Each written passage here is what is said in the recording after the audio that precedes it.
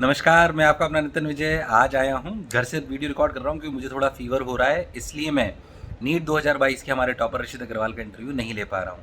पर हमारी टीम ने लिया है, उस वीडियो को आप ज़रूर देखिए, मेरे बाद अटैच होगा। पूरे नीट के बच्चों का बहुत अच्छा रिजल्ट आया, उन सभी को भी बहुत-बहुत शुभकामनाएँ। मोशन का रिजल्ट जैसा कि आप सब लोग जानते हो, हमारी ताकत सिर्फ़ और सिर्फ रैंक नहीं है, हमारी ताकत परसेंटेज सिलेक्शन है। पूरा जे स्टार सिलेक्ट हुआ है कंप्लीट, उनका भी लाइव इंटरव्यू हम लेके आएँगे, सभी बच्चों का जो सिलेक्ट हुए हैं।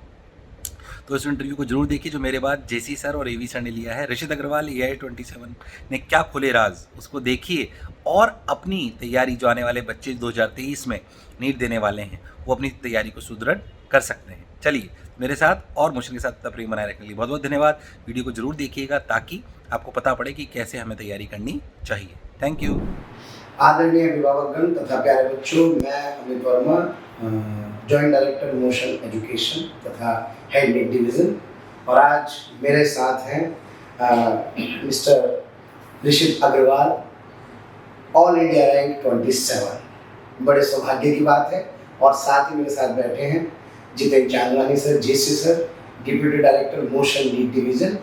और आज हम लोग प्यारे बच्चों आपके साथ कुछ संवाद कराने वाले हैं ऋषित का। ऋषित की जो सफलता है, उस सफलता में किन किन चीज़ों का योगदान रहा, कैसे इसने सफलता को प्राप्त किया, इसके बारे में हम थोड़ी सी यहाँ पर चर्चा करने वाले हैं। तो ऋषित, बहुत बहुत स्वागत है आपका। हाँ, तो मैं पहला जो सवाल पूछना चाहता हूँ, मैं ये जानना चाहता हूँ ऋषित, आप बच्चों को बताएं, वैसे तो हमें तो पता ही है, लेकिन मैं चाहता हूँ कि लोग आपसे सुने कि अर्ली प्रिपरेशन का क्या महत्व होता है, कितनी अर्ली प्रिपरेशन हम स्टार्ट करें ताकि हमें ज़्यादा से ज़्यादा बेनिफिट मिल सके। तो थोड़ा सा बताइए कि आपने कब से प्रिपरेशन स्टार्ट किया? मैंने 11th से प्रिपरेशन स्टार्ट की, और जितनी जल्दी आप शुरू करेंगे आपको उतना अच्छा बेनिफिट मिलेगा, क्योंकि आपके पास बेसिक्स को क्लियर करने का खूब मौका रहेगा। और आप जितने मज़ीद डाउट्स पूछ सकते हैं, एडवांस लेवल तक जाके क्वेश्चन कर सकते हैं। जो अगर आपका एग्जाम दूर है तो उससे आपका कॉन्फिडेंस और रिस्क टेकिंग एबिलिटी थोड़ी ज़्यादा बढ़ जाती है अगर आप जल्दी शुरू करते हैं। मतलब 11th जो है उसमें काफ़ी समय मिल पाता है तैयारी का। और प्यारे बच्चों, बहुत ही बढ़िया। और शुरुआत से अभी हालांकि ऋषित के साथ जो और बहुत सारी बातें हम लोग करने वाले हैं, टॉपर बैच, आई एकलव्य बैच, बहुत सारी बातें आपके साथ हम शेयर करने वाले हैं। लेकिन पहले सवाल का जवाब आपको मिल गया होगा कि अर्ली स्टार्ट का बेनिफिट है। तो आप देख रहे हैं all India rank 27 Rishit Agarwal ने बताया कि 11th क्लास से उन्होंने तैयारी की है, और उस तैयारी से हमें ज़्यादा समय मिलता है, हम डाउट ज़्यादा अच्छे से क्लियर कर सकते हैं और बहुत सारी बातें। जैसे सर, मैं चाहता हूँ कि एक सवाल आप भी ऋषित, एक बात बताओ, आप अब तो अपना ड्रीम आपने फुलफिल कर ही लिया है, लेकिन ये डॉक्टर बनने का जो सपना था वो आपने कब देखना स्टार्ट किया? सर, ऑलमोस्ट 7th-8th क्लास से मुझे लगता था कि मुझे मेडिकल फील्ड में जाना चाहिए।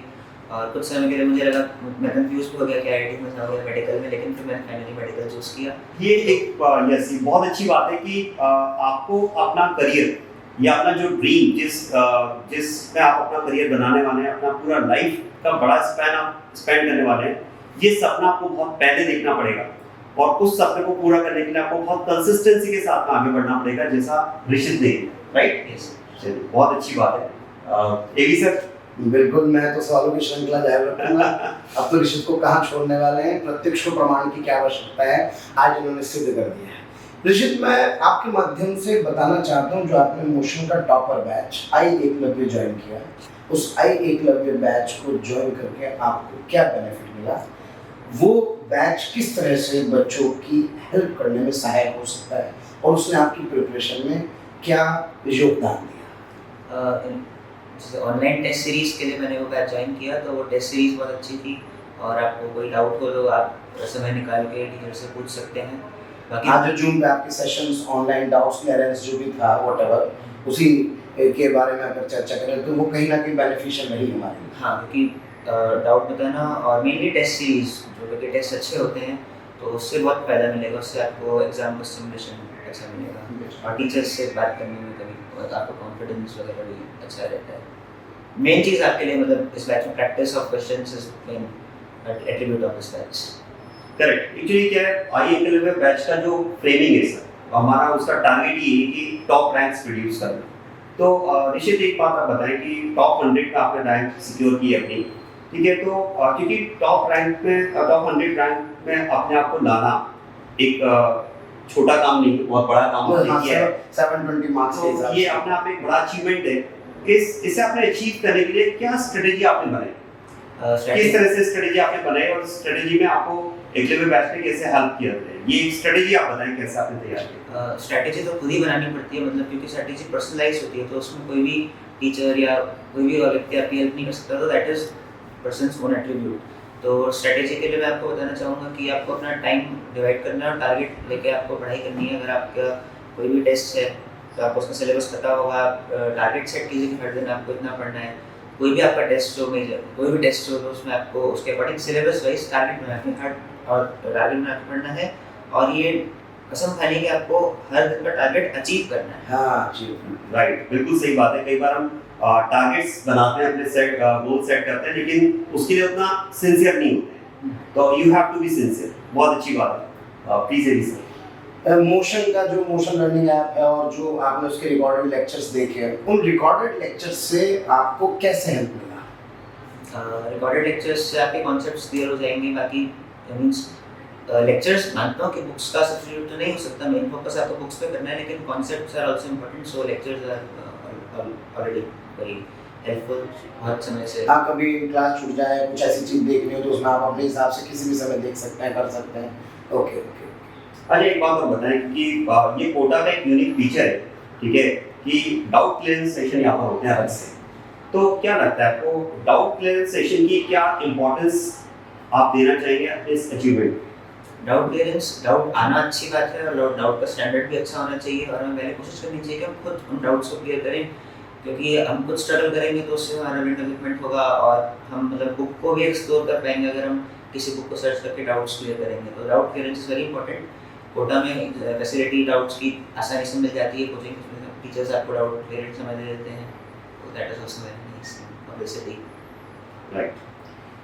ऋषित, मैं अगला सवाल बच्चों के लिए पूछना चाह रहा हूँ कि जो आपने नीट की प्रिपरेशन में आपने हर सब्जेक्ट को कैसे डिवाइड किया, कैसे टाइम दिया? जैसे नीट में बायोलॉजी का वेटेज 50% होता है, लेकिन 50% टाइम बायोलॉजी डिमांड नहीं करती, तो उसके अकॉर्डिंग एक रेशियो में, कांस्टेंट रेशियो में, कांस्टेंट मतलब हर दिन उतना ही समय हर सब्जेक्ट को देना है। अगर ऐसा नहीं होना चाहिए कि पूरे एक दिन तो फिजिक्स पढ़ रहे हैं, अगले दिन पूरा दिन केमिस्ट्री पढ़ रहे हैं, हर दिन थोड़ा फिजिक्स, थोड़ा केमिस्ट्री, थोड़ा बायो करना। मतलब कितने घंटे के स्पैन में अगर अपन बात करें, कितने ड्यूरेशन में उसको अपन डिवाइड करें? कोई आपको कोई टाइम टेबल था जो उस तरह की कोई भी चीज़ जैसी? टाइम टेबल मेरे को सूट नहीं करता था, मैं बस एक दिन का टारगेट बनाता था, उसके बाद ऑटोमेटिकली जैसा उस दिन की रिक्वायरमेंट होती थी अपना टाइम को वैसे डिवाइड कर लेता था।